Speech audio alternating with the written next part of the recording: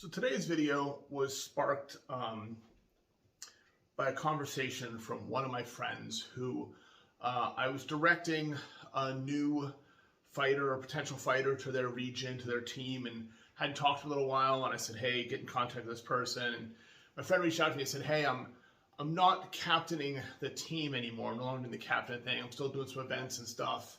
That's fine. But he told me the reason he couldn't be a captain is because he wasn't a good fighter. And that really got me thinking.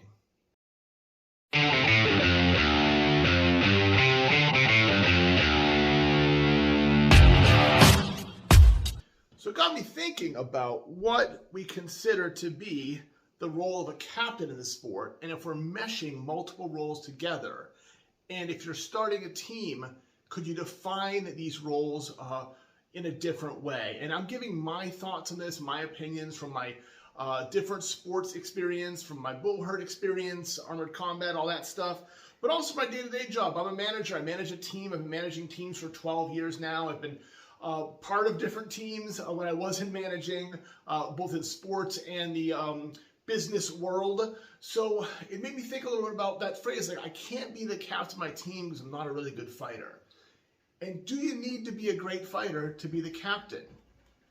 So I'll give you my thoughts. I hope the audio is okay. I can't find my little lapel mic, and I'm in my workout room here, so hopefully everyone can hear me. I think we're confusing a little bit the role of a captain. And what I'm hearing when people say, like, oh, your captain's got to be your best fighter, your coach has got to be a good fighter, is this kind of like almost like stereotypical, like TV barbarian Viking idea of like your leader's got to be the best warrior and the best warrior is therefore your leader. And those skills don't necessarily overlap. Your best competitor and fighter may be a terrible leader. Your best leader may not have the best fighting skills. Now, sometimes I think you can gain authority through your skills. If people say, look, you go, oh, you're good at this, therefore I'll follow you. But I don't think that's a long-term solution. I think that if I were to start my own team or my own community, and I had to get all the resources, so I understand that a lot of people are starting teams all over the country with the people that they have. They don't have, a bunch of people who want to take on leadership roles, right? But I think that I would divide the leadership roles into basically 3 different categories. So you have your captain, the person in charge of your team, right? You have your coach, and then you have your field captain. And for me, those would be the 3 leadership roles I would want to define if I were to build a team. Now, those could be broken up. You could have multiple coaches, obviously, if you have different skill sets that people are training. But in general, we're just kind of keep it simple. So we look at 3 leadership roles. You're going to have your captain, your field captain, and your coach. And what do I mean by that? So I think I'll start with the coach. The coach is the person who is helping teach you the skills, right? So they have to understand the skills. They have to understand the playbook of the sport. They have to understand, obviously, how to teach. They've got to be a good coach. Just knowing how to do something doesn't mean you can deliver that skill set. And hopefully they've taken some training on being a good coach, right? Not just within this sport, but being a coach in general. How do you deliver a message to people? How do you understand things? How do you break things down from complex to simple and then back up again? There's a lot of skills to being a great coach that have nothing to do with running a team, right? So I think of the coach as the person that you're going to go to when you need to develop and get better. Again, we're keeping this simple. In a super ideal world, if I had an NFL funding for my team, I'd have a bunch of coaches. I'd have, your grappling coach, and you'd have your striking coach, you'd have your pro fight coach, you'd have your, melee rail coach and all those things. But realistically, you're going to have 1-2 people who are your coaches. They're your skilled people. You're their teachers. The people are going to go to, right? Do they have to be great fighters? Maybe. They have to know how to be a great fighter. They have to know how to do the stuff. They have to know how to teach it. They don't have to be the best at it. And that's because, again, the most athletically gifted person doesn't mean they are the best at teaching it. So I'd expect in most cases, especially in a fledgling sport like ours, your coach is also going to be a competent to good fighter and to great fighter. We're still developing a lot of stuff. It's not like passed on, so you have to learn everything and you have to be able to then teach it. So I think you're going to have to be pretty good. They're also going to have to be, good at the skill, but also good at teaching and coaching it, like I just said. That doesn't mean they are, though. You could have someone who could watch tape, observe things, practice the moves, understand them, master them, and just go, man, I don't have the body mechanics to actually be the best at this, right? Just like, I can imagine a situation where someone just doesn't have the muscle mass, simply put, right? Like for whatever reason, maybe they even have like disability. They can say, I literally can't do this. Okay. You can still learn it, you can still teach it to people, right? But I think most of the time, you're gonna probably have someone right now who is relatively skilled, who is your coach. They are coaching the thing that they're good at, and they've learned about, and they've trained on themselves, and passing it on, or expounding upon it, or developing it, because we're still in a very developmental place with the sport. So that's your coach, right? Your field captain. What do I mean by field captain? My field captain is the leader for me on the field. I'm talking melee, of course. You don't necessarily need a field captain if you're fighting individually. Your coach might be your corner, right? They might be the one helping you and teaching you stuff. But your field captain is the person running the team on the field during the event, during the actual fight. So do they have to be a good fighter? Yeah, I hope so. They're out there fighting, right? They're going to have to be fighting with you. So your field captain is going to have to be a skilled fighter. If we're doing fives, for the example, are they the best fighter? Not necessarily, but they better be good enough to be in that five. They better have the skills to do their job well.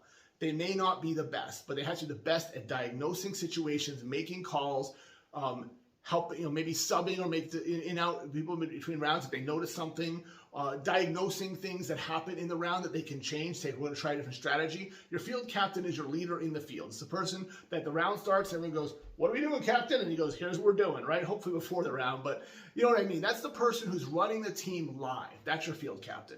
Probably one of your top fighters, even at that five, right? Not necessarily, but someone that leads through example, that leads through skill, can take control of a round, and all those things can be very beneficial, but that's your field captain. So they're running it during the event, during the fight itself. At least with your captain, right? The point of this conversation is, do you have to be a good fighter to be a captain? I don't think so. You have to be passionate about the sport. You have to be good at building teams. You might have to be good at networking. You're going to have to be good at building relationships, essentially networking, right? You have to be good at marketing, potentially. You have to be helping build it and getting out there. You're the person who is in charge of making the team grow, right? So that's the captain, the one who's supposed to be there and kind of navigating the whole thing. You're the CEO of this operation, right? You're the one who's going to have to be, as the captain, helping recruit people, helping bring people in, helping to make comfortable, helping to set the policies and procedures for your team and the structure of how your team and culture wants to be. That, to me, is what a captain's job is.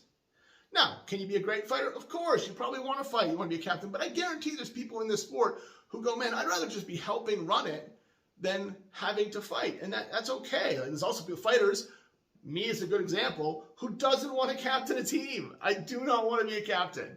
Like I said, I spend most of my day job managing people and coaching people. I'm really busy and I like making these things. I like sharing knowledge, and maybe I can be a coach someday, but I don't want to run a team. It doesn't appeal to me right now. But there are people out there who said, hey, maybe that's what I want to do. You could have a fighter, let's say they're aging out or retiring or injured and don't want to fight anymore. They might be a great captain to run a team. They can put their energy and resources there. So I think the reason on top of this, you don't have to be a great fighter to own and run a team. I don't have to own it, but I'll just say own the team for the example. Let's say a captain often owns that team. They built it. Maybe your captain's nominated. Maybe a bunch of guys are together and build their own team, and they nominate the captain, the person in charge, they're the leader. But that captain's job is to be the figurehead of the team, the person who is, explains the team, builds relationships, maybe networks with, like I said, local gyms to help find space, sets up events, connects with other teams so that you have a point of contact. That's what a captain is there to do. The captain isn't necessarily the coach, isn't necessarily the field captain. Now, you may end up having to do 2 to 3 of those roles, depending on the size of your team, the people you're bringing in, the experience, the equipment. Like, if you've only got 3 armored fighters, one of them's brand new, one of them's okay, and there's you. Maybe you are the captain and the coach and the field captain. Maybe maybe you're bringing an external person to coach. Sometimes they're coming for seminars. Like, there's lots of ways to handle this, but I hate, and I'll be honest, I hate this idea that your captain is your best fighter, right? It just doesn't hold true in most situations. If being a coach is a skill set, if being a field captain is a skill set, if being a regular captain is a skill set, all of these involve sets of skills. Also, being a fighter is a skill set that's got a lot of skills. Being in shape, having your striking, having your grappling, having all your other techniques, having your field awareness, your teaching, and all, like, your ability to diagnose things, your individuals you play through experience, like, all these skills take time to develop. And expecting someone to have all of those skills of a coach, a field captain, and a captain, as well as being the top fighter, I mean, yeah, it might be someone can do that, but, like, is it the most realistic way to build your team? I want someone who's dedicated to making the team grow. I want that captain, yes, that's the biggest thing they care about. I want my top fighters, if I'm running it, to be just training and fighting. Again, in an ideal world. Like, I want them to care about that, and that's why they put their energy in, because we only have so much time and resources. I look to other sports, like I look at, very specialized sports. Let's look at, like, pitching for baseball, right? What does your pitcher do? He practices being a pitcher. That's a skill set that takes a lot of work, a lot of time. You have to manage your resources. You're going to practice pitching. He is not also the coach, right? He is also not going to play the catcher. He's not going to put his energy into learning a separate set of skills, because it basically dilutes your ability to be a master at what you are. Now, if you look at most sports, basketball I know is a good one, baseball I know is a good one. I don't know about the other big ones, but I'm going to make the assumption that player coaches were very common when it started up, right? Why? Because you didn't have the experience, the skill set, the finances, the time, the people. So what you did is you said, okay, you're a great player, you seem to be good at this, you seem to be good at teaching, you're going to be our coach. You may be, a captain as well, and you might be our when I say coach, we talk about basketball, your coach was kind of also more your captain. They weren't, say, coaching you in the practice, but they might have been. So what we're talking about here is taking ourselves and figuring out what skills we need to be good at the job that we're trying to do best, right? I talked before, like, in my day job, I am a manager. I'm a leader of a team. I'm a team lead. The people who work for me do a different job. I'm not good at their job. I understand it. I can help them with some of it, but they're the experts at the job they do. My job as their team lead, as their manager in the position I have, is to remove roadblocks, to remove obstacles, to make their lives easier so they can be better at their job, to help take things off their plate, to make things better for them. That's what I do. That's my job. If you switched roles between the people who work for me and myself, we would both be bad at it, at least for a while. Right? Now, they're competent, wonderful people. I consider myself to be a competent person, so we could switch roles and learn it, but we'd definitely have a decrease in efficiency and effectiveness while we had to learn new things. If I had to do both jobs, I'd be really bad at it. So I think my overall point of this is, if you're sitting there going, man, I want to start a team, but I'm just not the best, or, man, I want to help out and coach, but there's other people who are better than me, that doesn't mean you can't do it. It means you need to be honest, authentic, and reflective of yourself and understand what your skills are. Some people are really bad coaches, but if you have that skill set and you want to apply it to the sport, do it, right? If you own a skill set in an area, one part of it, we go, I think I can help coach this. I'm really good at this, right? How do you think we all get better? We've been stealing from other sports since this started. We've been stealing from judo and Mongolian wrestling and Muay Thai and other striking sports. We take the pieces, and how do we do that? Well, we had people who knew about them, were decent coaches to good coaches, and took it over and translated and taught us. So that's really my entire point today. Like, don't let the only thing that matter be how you perform in the list. Great teams are not made in the long run by just having this mindset of everyone who does everything has to do everything. There are definitely some superstar teams in this country right now that are dominant, is my the example that everyone will talk about. They are dominant, right? And they are superstars coming from a bunch of teams to form a super team. I'm simplifying, I know that. but all of them are also working on other teams and doing other things, sure. But when they come together, do you think that they look and go, hey, like, everyone has to do every role? No, you do your job well and you go do it, and that's what makes them great, right? And again, I'm making some assumptions, but I've watched them fight, I've talked to some of them, and it makes sense to me, right? Like I said, I'm very much not a coach, not a role I want to, not a captain, not a role I want to be involved in. No interest in that, right? Could see myself coaching. I like coaching. I like helping people understand things. There are some things that sometimes at the Knights Hall, I do help coach. I'm not one of our coaches. I don't have a comprehensive understanding of the system in a way that I would feel comfortable coaching, but I'm asked sometimes to help with certain parts because there's certain things that I do well, and that's my understanding of what I have strength in, and I try to leverage that and help other people get better. So that's really it. That's the conversation lesson for today.